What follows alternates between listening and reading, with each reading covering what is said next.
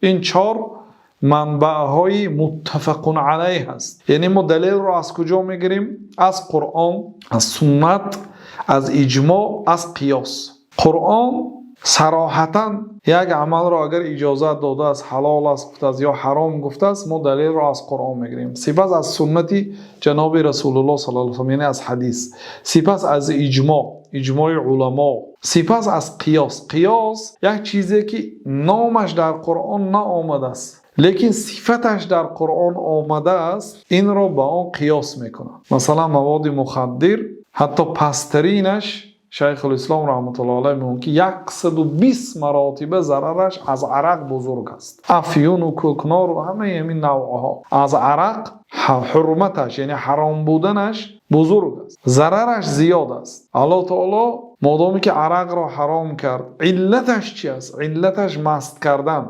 بله این چیزا مست نمی کند بعضش، لیکن خمر، خیلی که حضرت عمر در صحیح بخاری از گفتن که الخمر ما خامر العقل. خمر یعنی خمری که الله تعالی حرام کرد، ما ترجمهش عرق میگوییم.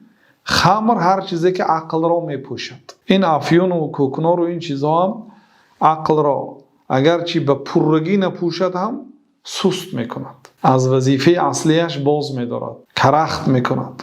بنابراین حرام است. قیاس